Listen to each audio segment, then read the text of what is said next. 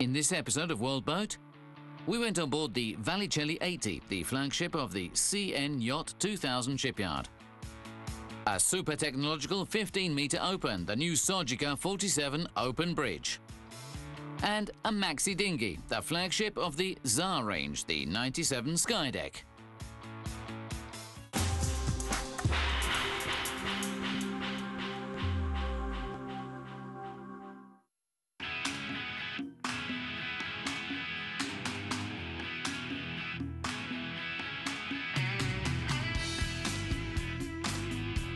The world of boat producers is divided into two parts, those who make a large number of boats in a series and those who produce custom or semi-custom boats, who are always in the foreshadow and aren't able to show their true worth. The boat that we're going to show you today, the Yacht 2000, is starting to be well known for its value, and today we'll be showing you the secrets of this flagship, the 80-foot Vallicelli. Let's go and take a look at its characteristics.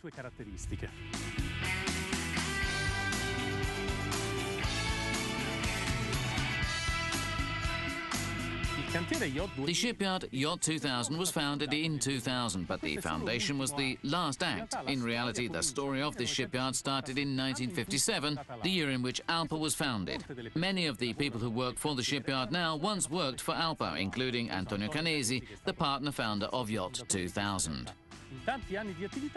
Over the years, the group that currently manages Yacht 2000 has produced hundreds of boats of all kinds of sizes and for all kinds of purposes. Some examples are the famous ULDB from Bill Lee or Nastro Azzurro from Vallicelli, boats that have crossed the ocean with great success and that today are still in great shape and still well able to navigate. Currently, the shipyard produces a semi-custom line that goes from 60 to 80 feet. This boat is the flagship, and they also have the intention of building bigger boats. All of these boats have one fundamental characteristic: they are custom made. The shipyard has made few molds, and consequently even the hatch and the peaks can be custom made. These aren't the small custom made characteristics that are offered by many manufacturers, but are radical changes aimed at the needs of each individual ship owner. Designed by the Vallicelli studio, the hull is a compromise between cruising comfort and performance, which is always a reference point for the well-known Roman studio. So, the body is slim and lithe, not too big. The stern is high on the water, especially after the slight extension after the first models, which also has a positive effect on the aesthetics of the boat. Even the tailpieces are built according to the same principles. The keel has a steel torpedo-shaped bulb, and the rudder has been extended without excessive immersion, which would limit the use in shallow waters. The sail plane is a 9/10, the Genoa sail is not overlapping, and the fairlead is fixed. The Vallicelli 80 is made with a glass sandwich with a rudder stock in Airex and vinyl ester resin, all post-treated for up to 70% temperature. Kevlar is used for the outer layers of the hull with double layers at the bow. This guarantees resistance during impact. In many years of experience, the shipyard, with many boats sailing the oceans around the world, is a guarantee of strength, while in more recent achievements, Yacht 2000 has significantly improved the level of quality of the woods and the finishes. As with the rest of the project, even the deck can be customized. The Vallicelli studio is working in this direction. The deck is dominated by a large and bulky deck house, a central cockpit, and the entire stern is dedicated to the sun deck above and the tender garage or stowage area below. The Vallicelli 80 is built by people who have plenty of experience in the building of boats, so the aesthetics are important as well as the practicality. This is shown by the setup of the bow. There are actually 4 separate cable stoppers, depending upon how the ports and mooring are set up. These rely on 2 large retractable bollards, and here is the capstan. It's concealed and can ascend and descend to maneuver the peaks. Here in front, there's more than a meter of free space on the bow where you can lean the freesails, possibly even the roll-ups and the Jenica. The anchor holder opens here with a large oscillating steam head which needs to be opened manually. Towards the stern, in this area, a large sail locker opens. In reality, if we change the setup, this could become a comfortable cabin for the crew. We can easily set up 2 couchettes and a separate bathroom in here.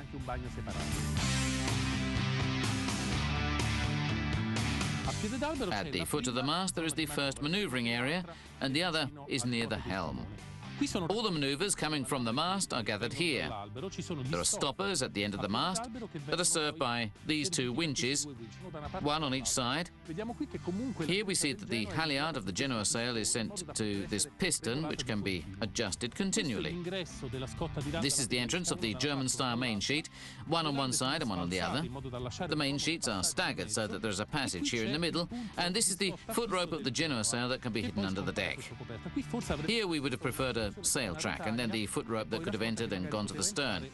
The dominant theme of the deck is the large raised deck house. It gives a raised saloon look to the boat, or the raised floor of the salon, thanks to the deck house. It's a design typical of the Vallicelli studio. It's arched with large central windows that give plenty of light inside, even in the front part. And there's this beautiful long window that extends towards the stern up to the breakwaters of the cockpit. The cockpit offers truly original solutions, which demonstrate the flexibility of the shipyard.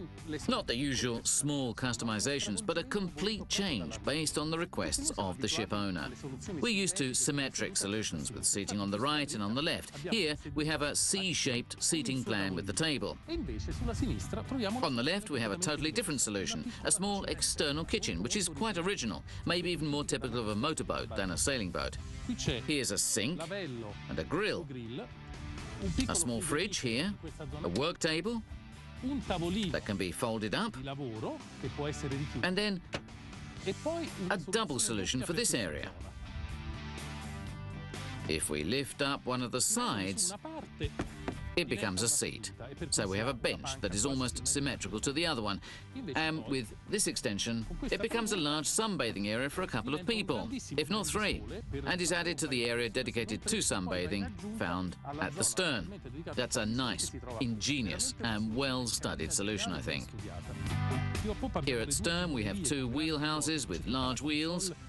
Here's the console that operates most of the hydraulics, and from here you can also maneuver the electric winches of the bow. There's a series of 4 winches, so the other maneuvering area with all the sheets sent here to the bow, the Genoa sheet and the mainsail.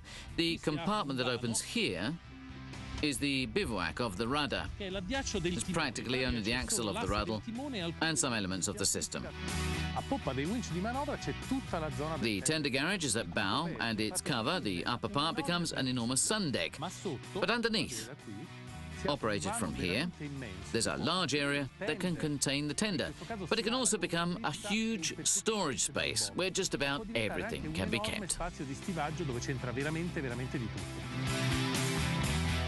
As in all modern boats, this one could not lack an equipped transom. This transom is really very well equipped. It has just about everything. There's this ladder, which opens together with the platform. Then there are 2 self-inflating rafts, so immediately accessible to the outside, and a ladder from which you can dive into the water for a swim. The setup of the interior provides for a well-defined pattern which sees the entire guest and ship owner area at the bow, a large area dedicated to daily life, the living room, and the area at the stern for the crew.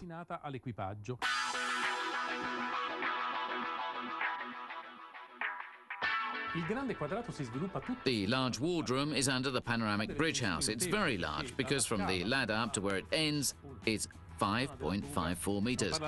However, the 2 volumes of the guest cabins take up a decent portion of this area, and then the utility area is 4 meters, and that's a good size as well. The heights are more than enough. Just think that we have 2.8 meters. And then we have these lifelines that allow both tall and short people to walk along safely. It's divided into 2 distinct areas. This area is dedicated to eating with a large Wenge table. With 2 or 3 chairs, it can hold up to 10 people.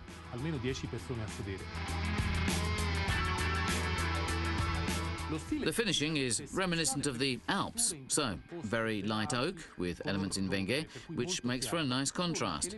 It might be a little too linear, We would have preferred more of a marine feeling, such as the containment edges in this area. In fact, there are no handrails, not a lot of marine elements as such, and it has a lot of sharp edges. But just like we said, the boat can be totally customized, so the choices the ship owner makes are law.